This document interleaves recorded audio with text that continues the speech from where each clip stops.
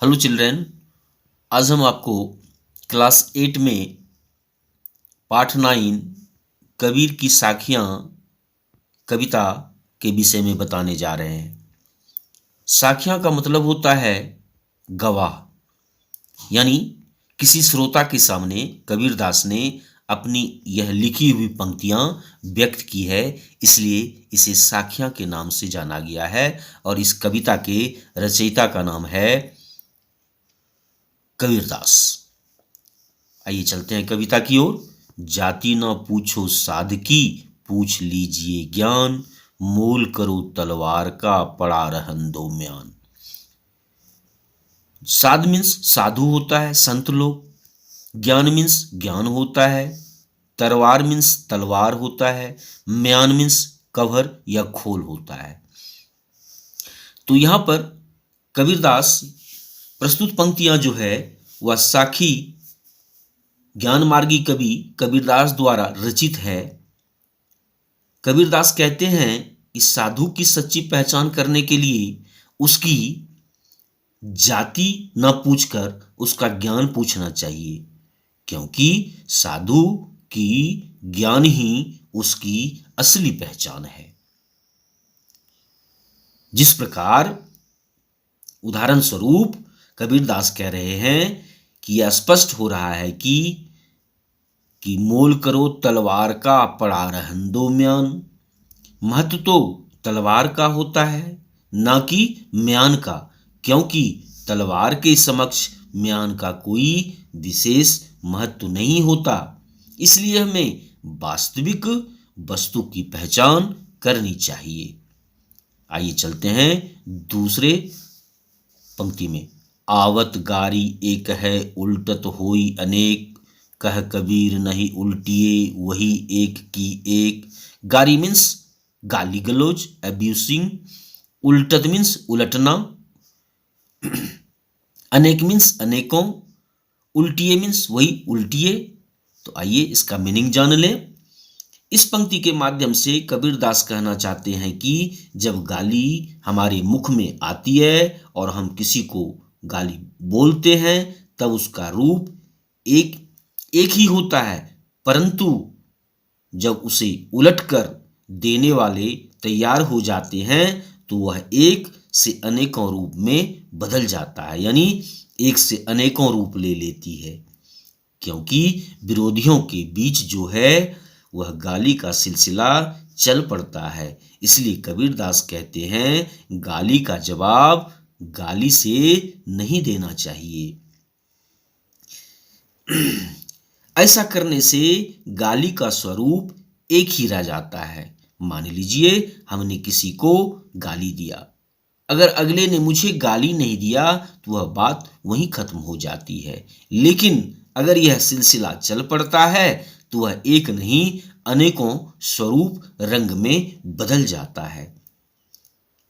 इसलिए कबीरदास कहते हैं कि गाली का जवाब गाली से नहीं देना चाहिए। ऐसा करने से गाली का स्वरूप एक ही रह जाती है और विवादों से बचा जा सकता है। आइए चलते हैं तीसरी पंक्ति की तरफ। माला तो कर में फिरे, जीभ फिरे मुख माई। माला मीन्स माला, कर मीन्स हाथ, फिरे मीन्स घूमना, जीभी मीन्स जिह्वा, मुख मीन्स मुंह, माही मीन्स में, मुख में। मनुआ मीन्स मन, दहु दिशी मीन्स दसों दिशाएं। सुमिरन, सुमिरन मीन्स स्मरण करना, याद करना। माला तो कर में फिरे, जीव फिरे मुख माही, मनुआ तो दहु दिशी फिरे, यह तो सुमिरन नाही। कबीरदास इस पंक्ति के माध्यम से यह कहना चाहते हैं कि लोगों के हाथों में तो माला घूमते रहती है और मुख में जीभ भी घूमते रहती है, अर्थात हाथ से माला फेर कर और मुंह से भगवान का मौन उच्चारण करके हम ईश्वर को याद करने का प्रयास तो करते हैं, लेकिन वह हमारा ढोंग होता है, क्योंकि उस समय भी हमारा मन ईश्वर को छोड़कर दुनिया की भौतिक चिंताओं में लगा रहता है, अर्थात हम एकाग्रचित होकर ईश्वर को नहीं याद कर पाते। अतः यह भगवान का स्मरण नहीं कह सकते। आइए चलते हैं आगे। कबीर घास ना निंदिए जो पांव तले हो। कबीर दास कहना चाह रहे हैं, निंदिए मीन्स निंदा करना, पांव तले मीन्स पांव पैर के नीचे, उड़ी पड़े मीन्स उड़ के पड़ना, खरी दुहेली यानी कष्टदायक होना। तो कबीर दास कहना चाहते हैं कि इन पंक्तियों के माध्यम से कि किसी भी तुच्छ वस्तु अथवा व्यक्ति की निंदा नहीं करनी चाहिए। उनका तो कहना यह है कि अपने पैरों के नीचे दबे हुए तिनके या घास की भी निंदा नहीं करना चाहिए, क्योंकि यह व्यर्थ अर्थात बेकार होने वाली घास या तिनका भी हमारे लिए मुसीबत का कारण बन सकता है, क्योंकि जब यह उड़कर हमारे आंख में पड़ जाए तो यह बहुत कष्ट पहुंचाता है। चलिए आगे चलते हैं अगले पंक्ति की ओर। जग में बैरी कोई नहीं जो मन शीतल हो। जग मीन्स दुनिया, बैरी मीन्स दुश्मन, शीतल मीन्स शांत ठंडा, आपा मीन्स गुस्सा, डारी मीन्स त्यागना, सब कोई मीन्स सभी कोई। तो जग में बैरी कोई नहीं जो मन शीतल हो, या आपा को डारी दे दया करे सब कोई।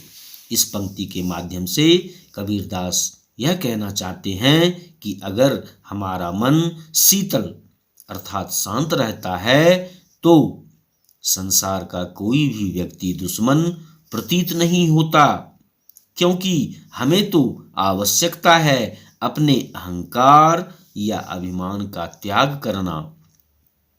ऐसा करने से हमें सभी के प्रति दया की भावना मन में उमड़ती है और सारी दुनिया के लोग अच्छे लगते हैं।